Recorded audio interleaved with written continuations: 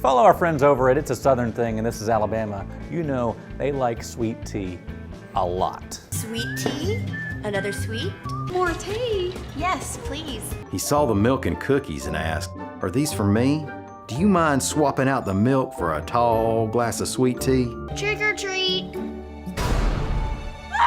But how did sweet tea become synonymous with the South? Well, here's the dirty little secret. Sweet tea used to be a northern thing. Now, the history of tea in America is kind of a mixed bag. In the early days, the Americans threw this big tea party in Boston. You may have heard of it. It turns out that a tax levied by the British on the import of tea wasn't exactly the colonists' cup of tea. Sorry. But seriously, the rejection of tea by the colonists kind of became a patriotic symbol, and coffee, which we could import from our French allies in the Caribbean, became a national staple. And even today, coffee continues to be the hot drink of choice for most Americans. But tea never completely disappeared, even after the Boston Tea Party. American cookbooks from the early 1800s show iced tea becoming increasingly popular. But there were two crucial differences between their tea and ours. The first is that their tea was primarily green tea, whereas today most people use black tea. And also, these recipes called for booze, and a lot of it. A lot. These drinks were basically tea punches, the most famous of which is probably Savannah's Chatham Artillery Punch. But as Southern food writer Robert Moss notes, it wasn't until just before the Civil War that people started drinking iced tea as a standalone beverage. And it wasn't until Prohibition that it became really popular. And guess what? Early reports indicate that it was actually most popular in the North, with reports in outlets like the New Orleans Times saying, quote, "Iced tea with lemon juice is said to be a popular and healthy drink at the North." Now some of y'all are probably thinking, but John, this is iced tea, not sweet tea. And y'all are right, sorta. Early recipes typically offered suggestions for how drinkers can make the tea unsweetened or sweetened, typically offering lemon or sugar as the preferred sweetener. One example from an 1868 New York Tribune article told readers, quote, "Sweeten the hot tea to suit your taste, then pour it spoonful by spoonful into a tumbler filled with ice." But there's one other little detail that Moss points out about why Yankees drank more iced tea than Southerners. Yankees had ice.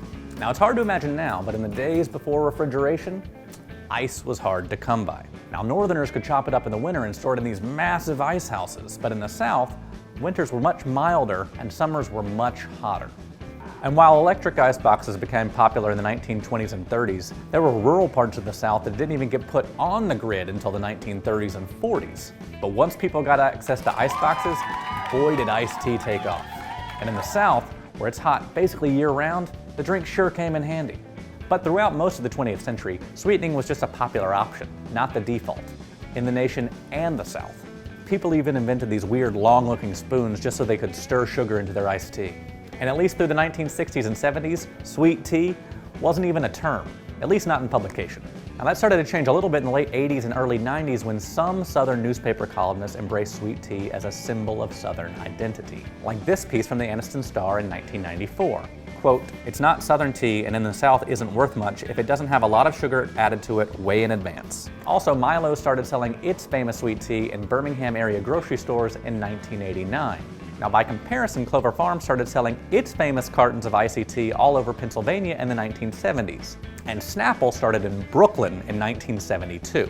So why did it become part of Southern identity? Well, in the 1960s and 70s, much of Southern culture had been cast in shadow, and there are some who argue that there was an effort to redefine the South using more neutral cultural markers like sweet tea and football.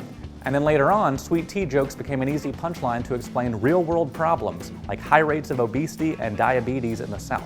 So that so-called sweet tea line that delineates where the South ends and the North begins has always been a little bit overstated. You can buy Milo sweet tea in grocery stores as far away as Alaska. Or you can order a sweet tea at a McDonald's in Wisconsin.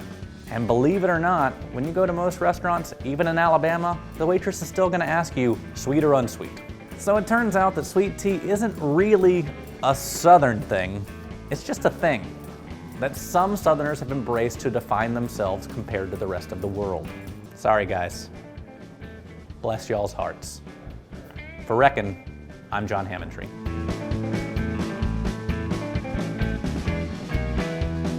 If you like these videos, please follow us on Reckon, and go ahead and follow our friends over at This is Alabama and It's a Southern Thing too.